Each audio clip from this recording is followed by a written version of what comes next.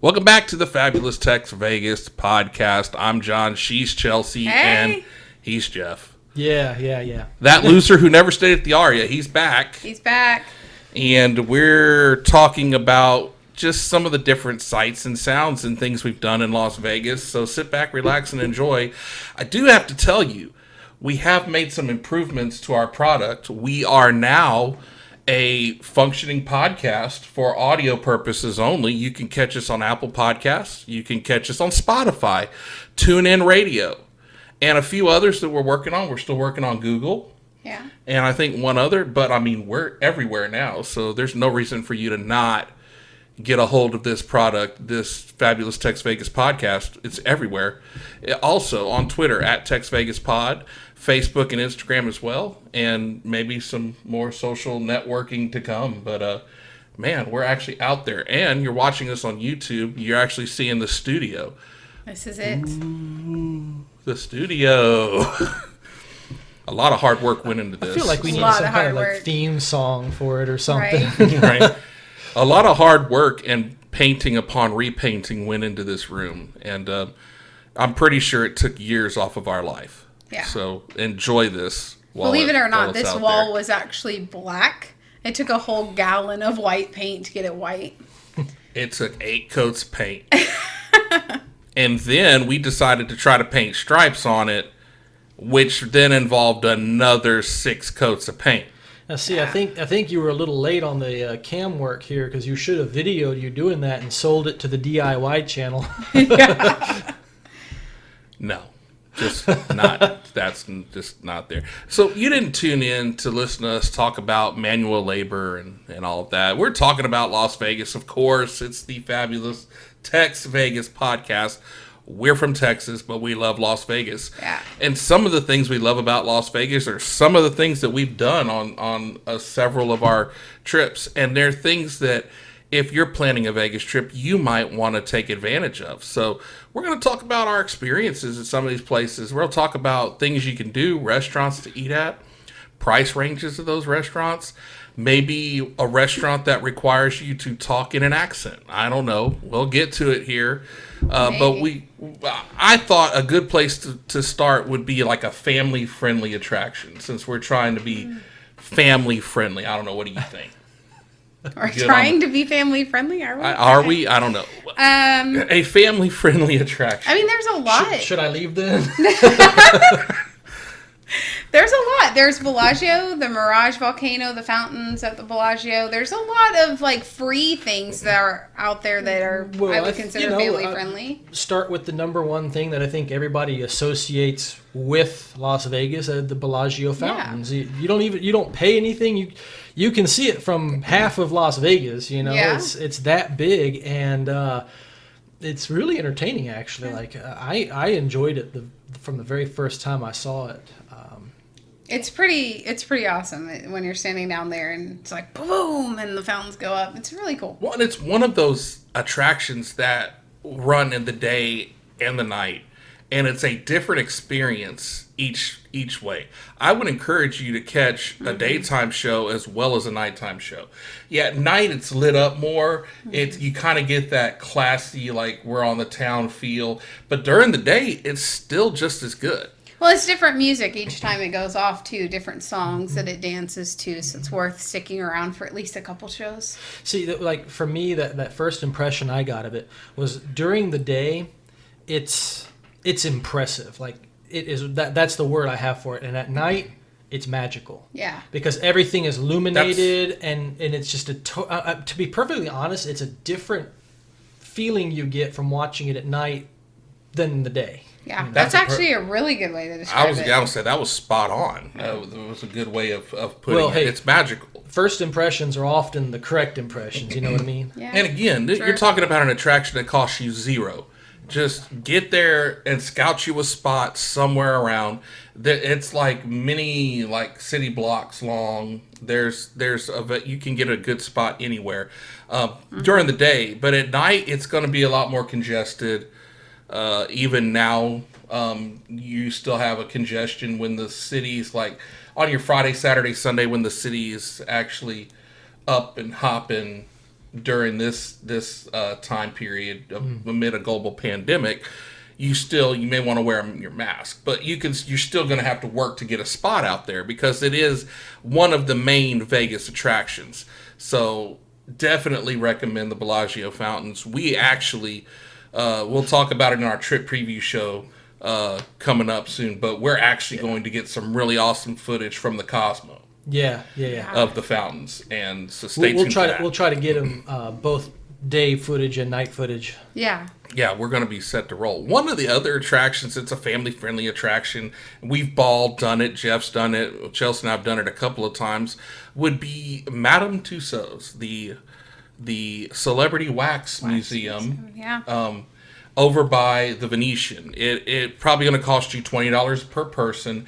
You might be able to get a $10 off coupon if you're just walking by the dude on the strip handing out a coupon. Just make sure, though, you're paying attention to what he's handing you, because you don't want to try to hand one of those girls direct-to-you cards to the guy at the Tussauds. The legitimate coupons are usually like half sheets versus little cards just tipped there. Vegas pro tip. The little cards you usually don't want to take, though. No, the little cards that make noise, no. The half-sheet cards say $10 off, yes. And we've got some pictures we'll drop in here so you can see just some of the fun we've had at Madame Tussauds. Essentially, it's wax figures of celebrities, and it's one giant photo op. Yeah. You just walk through there. You can touch them. You can take pictures by them. I mean, there was, the movie The Hangover, which is a Vegas cult favorite, iconic film. There's scenes there where you can recreate. We have some pictures of Jeff. With the prop on my head, with the prop, exactly. We can drop that right now. And I got to tell you, I'm surprised they didn't ask me to leave after that picture with Marilyn Monroe. Yeah. I'm pretty sure we can hold these pictures against Jeff. In the future if needed. I mean, there's a great shot of Hugh Hefner we got with him. I recall one picture. I don't think we'll put those up. No, I don't think we'll share those, but I have Will Smith. There's like UFC guys. There's a bunch of like the NASCAR guys. Tiger Woods. You can tell. You picture right here. I'm telling Tiger Woods how to hit the putt to where he will win the Masters. Yeah. It's just cool. It's one giant photo op. You're going to take a ton of pictures. It can be very family friendly, family oriented. And the pictures come out so realistic. It does. It really looks like you're standing with that person. Yeah, I mean, it was maybe one or two of them where you're looking at the picture and you're like, okay, this particular one looks waxy, I guess you would say. But for the most part, just have fun with it. We did. Yeah. And to be perfectly honest, I wouldn't mind going through it again. Coming up. We were doing it several times each trip. I think we did it several times in a row there. And then we've kind of given it a break for a few years because they weren't really changing it out. But I think it's been 4 or 5 years now since we went, so I'm sure it's a little bit different. Yeah, last time was 2015, so it's been about 5 years now. Yeah. Yeah, and I mean, you can go through it. If it's a hot day on the Las Vegas Strip, it's a great way to kill an hour or two, depending on how fast or how slow you want to move through it. And you can take your own pace, too. Yeah, and it goes up several different levels, and it comes back down. We don't know if it's still there, but they had the 3D Avengers, or 4D. Yeah. It was 4D Avengers movie. Now, let me tell you about 4D, okay? What you're going to want to do, if it's there, and it's part of your ticket. I think it's an additional charge with your ticket, but it's part of your tour. This 4D Avengers movie. And it's really 4D. You're going to get the effect. They give you the glasses and everything. But it's not just the 3D effect of the glasses. It's the 4D. The chair itself is a function. The seats move. Sprays you with water. Now, here's where I made the mistake that day. I wore blue jean shorts. It was kind of a hot day. Well, the seat itself, actually, there's a scene where the thing whips your leg or tries to grab you by the leg, and the chair comes around and whips you from behind. And it whipped me right in the back of my calf with nothing to cover it, and it stung for like the next 15 minutes. It's a rubber tube with air, and it whips like that back and forth when the air goes through it, and it's supposed to just like kind of spray air, I think, at your feet, or kind of make you feel like there's a mouse running down by your foot, you know. Yeah. Well, Jonathan got beat up by it apparently, so yeah. So you got to watch out for that. Wear blue jeans. Just saying. Wear blue jeans. Well, and I think they have the thing in the back of the seat that pops out and like pops you in the back. Yes. And that actually did kind of hurt. I also got the little spritz of water that hits you. Yeah, well, that's the least objectionable part of the movie is the water throat. You know. When you're walking into the theater, if you can actually see, which most of the time the lights are up enough where you can see, just examine your chair. You'll see where these different things are going to happen to you from. Now, I don't know if we'll have to scan these in, but there's a really awesome photo op when you first get to the Madame Tussauds, where there's a bunch of signs. And we've got a couple of these pictures. We'll drop the one from the October trip that features Jeff, because we have a mini number of signs. I think we'll be able to scan it in and just drop it right here. But it's a really cool photo op there at the beginning. You can pay for that picture at the end of the tour if you like it, if it turns out good. So there are extra add-ons that you may have to pay more for, which, you know, you may choose to do that. You may not. It just depends on the way it looks. We got them because we wanted to memorialize certain trips, but that is Madame Tussauds, and it's right around the Grand Canal shops over at the Venetian. It's like one of the first things there. Yeah. When you get, you're coming down Las Vegas Boulevard and you pass Casino Royale and you just keep walking a little ways. That's just the across Venetian. the street from the Mirage. Yeah. Across the street from Mirage. That's Madame Tussauds. And it's a very family-friendly type oriented thing. It costs, unlike the fountains, but you'll have a good time. Kids would have a good time as well. So go ahead and check that out. That's one of our favorites, usually every couple of years. Yeah. Well, another one, family-friendly, that I think most people check out when they're in Vegas, the High Roller. Oh, yeah, the High Roller. We got some High Roller stories from Jeff here. And I will say, if you're afraid of heights, it does make you... No, I would say it does make you a little nervous. I wouldn't stand right next to the window, per se. But there's chairs or benches up in there that you can sit on. And honestly, it doesn't move very fast. No. So it's more of an observation wheel than it is like a heights or a really scary ride or something. As somebody who is afraid of heights, I'll jump in here and kind of add that perspective to it. Number one thing you got to know is that the High Roller actually doesn't really stop. It constantly moves. Yeah. So when you're embarking and disembarking, the thing is moving ever so slightly. So that's something you need to be You need to look straight as you walk onto it. Don't look down and try to follow your feet or you'll stumble. Yeah, because it's a lateral move. It's not like an escalator or something where if you try to anticipate it, you'll be okay. Yeah. With the side to side, it's a lot harder to do, so just don't even try. Yeah. Now, I preface that by saying it did stop that time we were on it. When we were almost to the top. And I guess for somebody like who is afraid of heights, just be aware that there is the potential that it might stop for a little bit. I don't remember and this. It's unsettling because the pods continue to try to equalize on their little rail tracks, right? Because the pod moves as the wheel moves, so you're never upside down. Well, right. Yeah. But the wheel itself stopped, and the pod's doing this little rocking, so... While it's not unsafe in any way, shape, or form, if you are afraid of heights, that can be a little unsettling, and it was for me. But, like John says, the story started so much sooner than that for me. As we were going to the High Roller, of course, that was about the time when I realized the number one rule of being in Las Vegas is to keep yourself hydrated. Yeah. Vegas pro tip. Yes, pro tip. Keep hydrated. Stay hydrated, even if it's not that hot outside. Because you think you're fine, and you really are until it hits you like a bad drug trip. Everything just goes boom. Yeah. And like we were walking, and it was that quick. Like we were setting out for the High Roller. I was fine. By the time we got to the link, and we were walking through the link, I thought I was coming down with the flu or something because I was getting hot.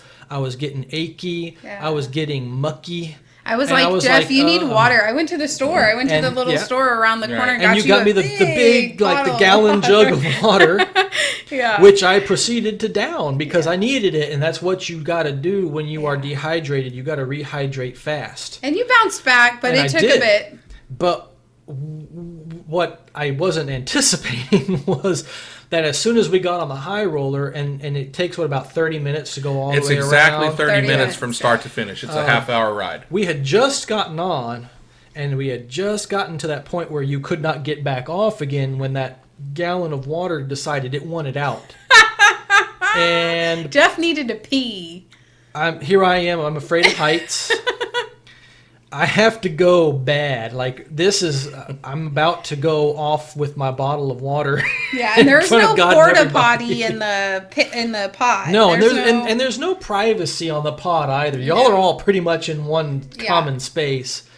But I was about to use that empty bottle. I didn't care by that point because it was getting It was just us in there. I'm sure there's a camera. and John's mom.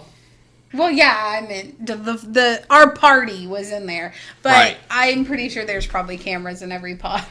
So, I guess in a way, my first impression of the high roller was not nearly as nice as my first impression of the Bellagio Fountains. You've been on the high roller a couple times, though, right? Just the once. Just once? I have, because of those reasons, resisted getting back on. Yeah.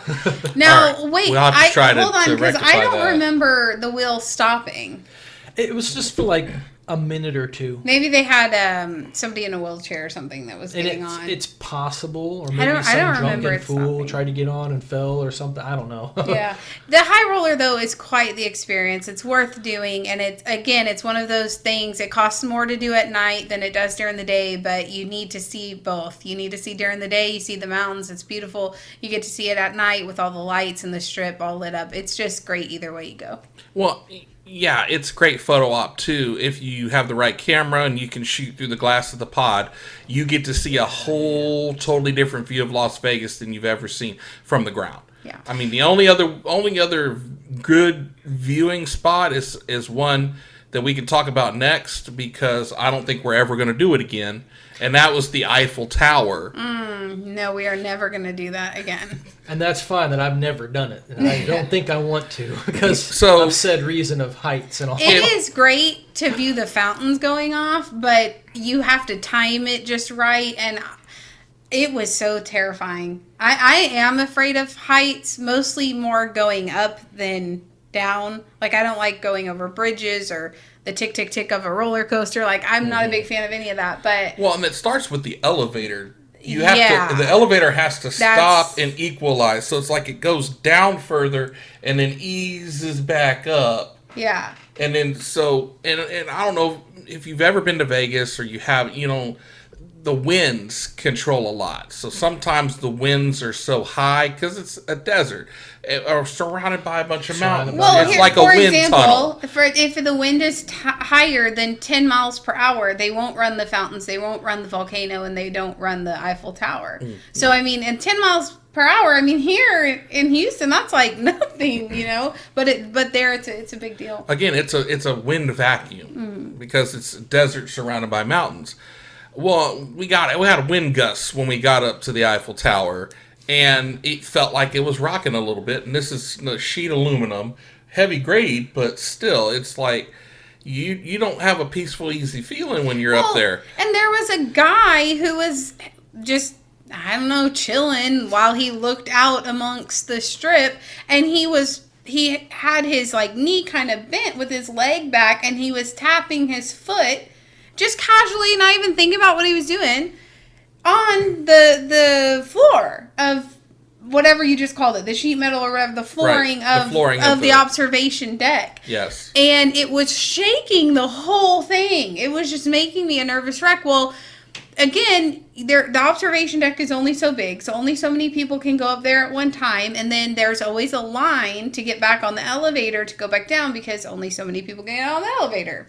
And so we had to stand in line like 4 trips before we could get on the elevator while the guy is tapping his foot, shaking the whole thing. I was terrified. I was so terrified. We have pictures. I'll put them up. The guy. Well, if you watch but you can tell on my face that I'm taking a picture because we're up there, but I'm terrified and I just want down. And if you watch the intro video here on YouTube, the video in our intro of the fountains going off, that came from the Eiffel Tower. But I had to film that, and I had to like hold it steady, and there were these spots that were cut in there where you could put your digital camera up to and really get good. So you didn't have the graining in it. So it wasn't so grainy and everything, and it was great video. I would never go through that again to get that good of a shot. I made you get the video because I was too terrified to walk to the edge. I would never do that again. Now it's a cool visual at night now because they light it up in the French flag colors, which happen to be the same colors as the American flag. Well, it does all kinds of dancing colors and different things now. So which is really awesome. We haven't seen it yet in person, by the way. We've only seen pictures. It's great from a distance. Let's just put it that way. Yeah, I can't ever. But see, it's funny because I was terrified of that. But yet the high roller that goes 550 feet in the air didn't terrify me. So it definitely is a structural thing with me. And I think it started off bad when I saw the elevator go way below where it should have stopped. Another overpriced attraction at the Venetian is the gondola rides, where you can pay an exorbitant amount of money to ride in a gondola while some dude sings opera. Way overpriced. I'm throwing it out there. Did you ever do a gondola? We did. We did it on our honeymoon, and the gondolier tried to get Jonathan to sing Justin Bieber ain't "Baby" gonna happen. to me. No. It was hilarious. I actually would have paid just to see that. Yeah. So you can pay to do a share ride, which is like they're up to 4 people, I think, in one gondola, or you can just do a private ride. Which is obviously more expensive. So we were just going to do the shared ride, but I guess they could tell that we were on our honeymoon because they asked if we got there right as they were opening. And they asked us if we were on our honeymoon because, what did he say? They could tell we were so happy or something. I don't know. And we said, yeah, we were on our honeymoon. And so they gave us the private ride for the shared ride price. Well, it's something to do in a situation like that, because it can be very romantic or whatever. Yeah. Get a couple in there. The guy sings something really romantic or whatever. Then I get in and he sings "One is the loneliest number." Good. Listen. I mean, it would be ridiculous for me to. Well, we could all 3 do it, but it's just like it's like you. It is an experience. I would suggest doing it. It is a lot of fun. You can do an indoor ride or an outdoor ride, which again, the price is different there. But honestly, it's also something that you can kind of just stand on the bridge and watch other people do and have just as much fun without spending the money. Right. I mean, we probably spent we had a Groupon. Because my wife was like, "Oh no, got a group." Right. Most of everything we did on that first trip was Groupon related. Yeah. But if you pay for it, costs. What we need to do is plan another trip and do a special series on Las Vegas on Groupon. Yeah. It's actually not like the great value it was back in 2012. Yeah, Groupon's not that big of a deal anymore, is it? I don't know. I don't ever do I think anymore. The economy of Las Vegas improved to the point where they didn't want to discount so many things now. Yeah. Well, hey, lately things, well, we got to see how things play out over the next couple of months. It's going to be different this time for sure. I mean, I was actually just telling John that the other day. We don't have any idea what to expect the cost of things to be when we go this time. They could be more expensive. They could be cheaper. But stay tuned for more information on that, of course. Yeah. One other free item before we move on to restaurants that we've eaten at, whether or not review. One other free item is at the Mirage. You get a spot outside. It's the Mirage Volcano. Yeah. It only runs in the evening, obviously, because it's more of a nighttime effect. Yeah, you can't really see it. Starting around 8 o'clock Vegas time, and then running every 30 minutes. No, I think it's on the hour. Every hour. The hour now? Yeah, because it only actually goes off 4 or 5 times a night. Yeah, so you got to time it if you want to see it. But it is a really cool the volcano show is really, really cool, and it's free. It's low cost. You just got to stand out there, make sure you're there on the hour, and you get it's like a 10-minute show. Yeah, and really you can stand anywhere and have really good view again, just like you can the Bellagio Fountains. But it's so worth doing the We've Mirage. done some other things in Las Vegas, but thankfully those things don't exist anymore. So we're not going to review them like the Sirens at TI show, which is gone. That was horrible. And needed to be gone. It needed to be gone. Well, wait a minute, though. Didn't it sound like it was more up my alley? Yeah. And parents had kids out there watching that show. And I remember we were so tired from our honeymoon, so tired from walking. This was like day 7 of our trip. And we get out there, and I am determined, because we're never coming back to Vegas. So, at least that's what I thought. And I'm determined we're going to see it all while we're there. And, I mean, we are so tired. And Jonathan's back is killing him. And I forced him to walk all the way over there and stand there waiting for this show. And then it's awful. We were like, why did we put ourselves through this? First of all, it was not very family friendly at all. And I would put up video and pictures, but I don't like the grain. It was so grainy, and the stuff we got. We were told it's not even worth it. It was that bad. We were told it was a pirate show. These videos yet? We were told it was a pirate show. Apparently, between the time the people that told us it was a pirate show went and the time we went, there was a radical change. Yeah. And it was not very family friendly. No. But now they've built a CVS and they've cut off. Like the pirate ships are still there, but they don't have a show there. So that's I'll show you the videos later, as long as you don't get too excited. Right. A couple of items downstrip that I almost forgot about, and I don't know if Jeff has been in the M&M World or not, but the M&M World over by the Hard Rock. Yeah, we went. Yeah. The biggest color wall of M&Ms in the world exists in that store. Things you cannot buy in the store, you can get there. Mm-hmm. And I think I got a pound of M&Ms to last me the entire trip on our honeymoon. It's really awesome. You're gonna pay, and you got to watch when you open up the thing and let the M&Ms fall in the bag. Like it's designed to torrent. Like it's gonna be like 8 pounds of M&Ms right away if you don't ease it. So I'll be taking some M&Ms and trying to stuff them back up the chute. I didn't want to buy this many. Because here's the thing, you can't take it on the plane with you. Like you'll never pass security with it. You'd have to hide it in your suitcase, and when you check your bag, you don't know what they do to it. That's true. We have had bags come off baggage claim wet. We have had bags come off baggage claim broken. The wheels broken. I mean, it's pretty crazy. I know the pain. Yeah. We have had crazy things happen to our bags. Yeah. But so M&M World, but next to it is the Coca-Cola store, and I want to drop this picture in right here. The Coca-Cola bear is actually there, and will take pictures with you at different times. Yeah. For a price. Well, my loving wife, who by now we've been married for 4 days. She's like, well, I'm gonna get a picture of that bear, and I'm not gonna pay for it. I was determined. I was like, I am not paying to take a picture with this bear. And so the bear kind of finally catches on to what she's doing, and so the bear tries to continuously keep moving, but right here is the shot from when he stopped moving. And she got the picture. Kind of stopped. I still didn't get a very good picture, but I was determined that I was going to get it. And the polar bear's not the only one that does this. The entertainers that are dressed up on the strip will do the same thing. If they see you trying to take a picture of them, they'll keep consistently moving because they work for tips. It's their livelihood. And then across over by New York is the Hershey World, which is like the Hershey.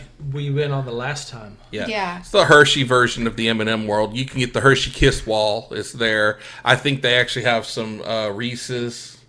Oh, yeah. Pieces. Everything Hershey. Everything Hershey is there. And the air, just the smells of chocolate. Yeah. I got diabetes just from walking through there, Yeah. And right outside the Hershey World is, inside the New York hotel, is the chocolate bar. And I am super excited because that is something we are totally going to try Pay attention to the vlogs when they start rolling out. We're definitely going to the chocolate bar. They have some crazy cool cocktails there, and I'm super excited to get one this time. We might have to rip off Ben Heath's cocktail of the day. Yeah, we might have to. Sorry, Ben. We might have to. Rip that off. Steal on that, but yeah, I'm excited to try that out. We've never stopped there before, so yeah, that's gonna be one of the highlights. Maybe a tip for you. Instead of that, let's go to Holstein's every day and do a shake of the day. There you go, shake of the day. Shake of the day, because you can get an adult milkshake over at Holstein's. Holstein's is amazing food. Like that's in the Cosmo. One of the best burgers you'll ever have. Good. It's really good. Yeah.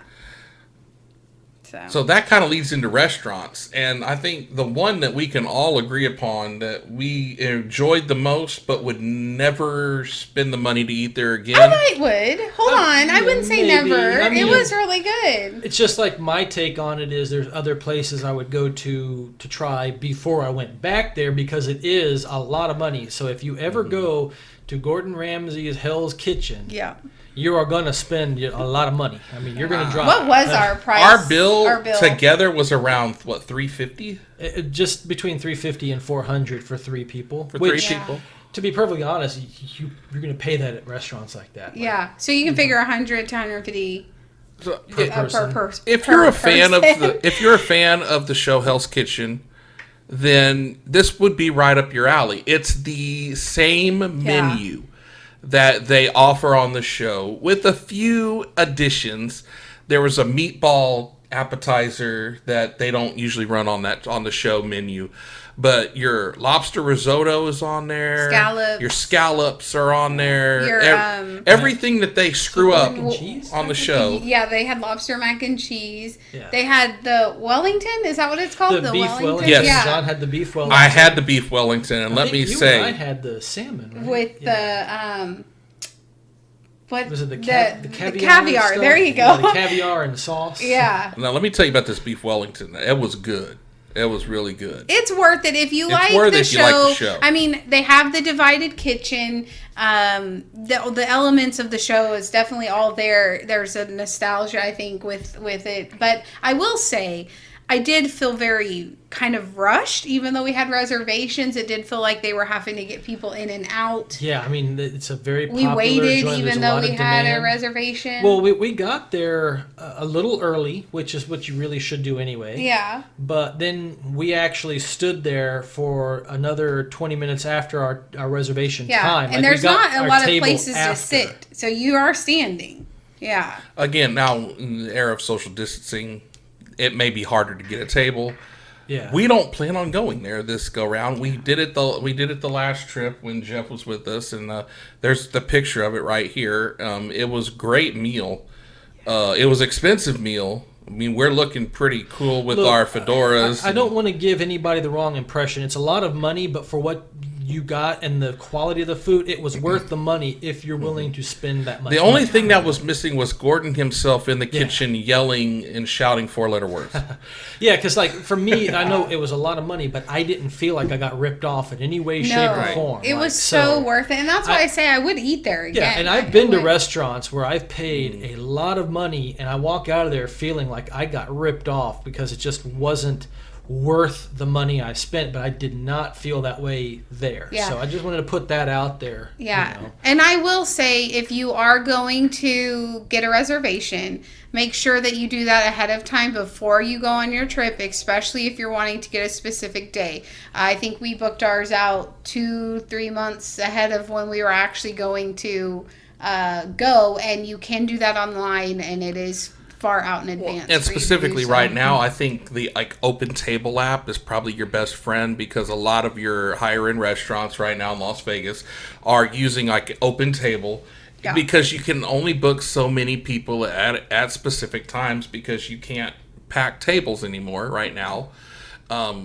We're hoping that all changes going into the new year. We won't know. We won't know for a while. And we'll document it when we're in Las Vegas, not too long from now. But Open Table, if you want to get a reservation at one of the nicer restaurants in Las Vegas, you should probably utilize that. And then I want to wrap this one with probably one of the not so nicer restaurants in Las Vegas, you don't need to worry about open table to get a reservation at this place, and that's Tussauds Cantina. Okay, come on. Okay, so first of all, I really wanted a strawberry daiquiri that day. Like, really, really bad. And we had already been to a bar inside the Luxor. And I had asked for a strawberry daiquiri the day before, and I got it. Mm-hmm. And I asked that morning, and the guy was like, we can't make that. Did he say they didn't have a blender? Yeah, he said, we don't have a blender. I got one here yesterday. So did your blender explode overnight or something? Yeah. So we go to Tussauds Cantina. Tussauds Cantina. And it says, like, at the door, the original home of the margarita. Yeah, something like that. Yeah. Was it margarita or the daiquiri? In the margarita. Okay.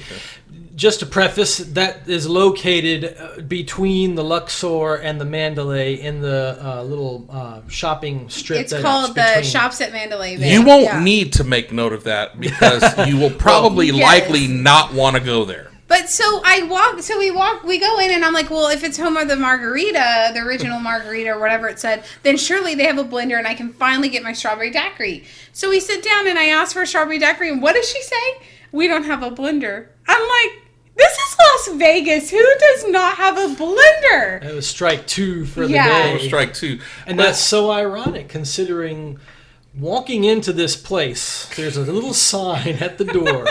And it's not even a sign. It's like a little chalkboard, and this is written in chalk, right? Yeah. With a drawing. Yes. With an attempted drawing of Macho Man Randy Savage. That if you order in Macho Man's voice, you get 10% off your bill. So I'm thinking, okay, this is probably a joke or whatever. We go in there and we sit down, and I ask the waitress, is that sign legitimate? And she's like, yeah. And I was like, ooh, yeah.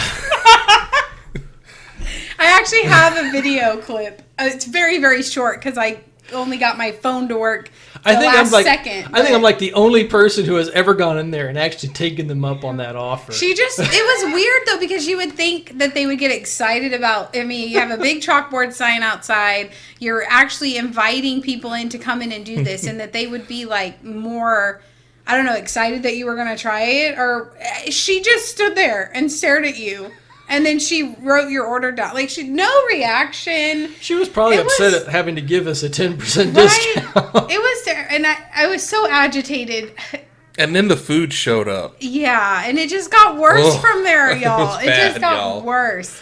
Okay, look. The food wasn't terrible. It wasn't great, but it wasn't terrible. I mean, I'm just throwing that out there. We didn't get food poisoning from it, but it wasn't great. But it certainly, I would not, there's so many places you can eat in Vegas. I would not eat there again. Ever. Unless they really turn their... There are more places. They bought a blender. Right. There are more places to eat Mexican food that is better in Las Vegas. Yes. They get a blender, yeah. Now, there is a burger place that's in between Luxor and Mandalay, and I can't recall the name, so we won't go in too deep into detail. Let me see if I can find it. Well, we ate there, and it was good. So it made up for the Tussauds. Yeah, and it was a really nice burger place. Oh, yeah, nice. They set a nice feel. It was... It was certainly no Fuddruckers. Let's just put it that way. It was... No, you could order a Wagyu beef burger or lamb. Yeah, this was like one of your higher-end type of burger joints. Well, and I will say they had like a long bar area when you walked in, and we were kind of seated. I mean, they have the seats kind of laid out, in a long table format, yeah. And then the bar runs alongside, so it was kind of loud, but you also felt like you were in the atmosphere. And I thought they were busy when we were there, but I thought overall we got a lot better service and much more attentive waitress than we got at we also did a 10% discount when I ordered my burger in Macho Man's voice. Burger bar. Okay. Right. And then if you go a little bit further down, you come to, what was the name of it? Was it Sub-Zero or something like that? Yeah. It's -5? -5, which is one of those nice margarita, daiquiri, like a Fat Tuesday kind of place. But it's not Fat Tuesday. You're right. It's still the frozen drinks. Yeah, and I don't really care if it's coming from -5 or Fat Tuesdays or and there is a Fat Tuesdays in the shops at Mandalay too. There is, yes. Yeah. As long as it's frozen and it's got booze in it, I'm happy. And we know Chelsea's happy too, as long as it's wood grain alcohol. Right. That's a story for another podcast. Another day. We'll save that for another campfire. Yeah. Which we got to do another campfire because you guys, really do receive our campfire shows really well. So we may have to add another one. You like watching those, but again, check us out on the YouTube channel. Like, share, subscribe, hit the bell for notifications. Catch us in the audio format through Podbean, through Spotify, through TuneIn Radio, Apple Podcasts. Check us out on social media. You can see those here in just a second as we take this podcast home. You'll see all of our social media platforms. Hit us up there. And we're getting ready. We're about 3 weeks out by the time you see this video, and we'll be doing live from Las Vegas shots every day. The first couple days from the Cosmo, and then the rest of the trip from the Luxor, and some nice rooms/suites. So we'll be able to give you the comings and goings in Las Vegas, and we're actually looking forward to coming to you live and having that time with you, our wonderful viewers/listeners. So. Feel free to check us out here in a couple weeks. The 6th through the 12th, we'll be in Las Vegas, and we will bring it all to you vlog-wise, but we'll also be live as well. It's a great time to wrap this one up. So for that loser who's never stayed at the Aria, and my lovely wife, Chelsea, I'm John, and this is the Fabulous TexVegas podcast. Until next time, Viva Las Vegas.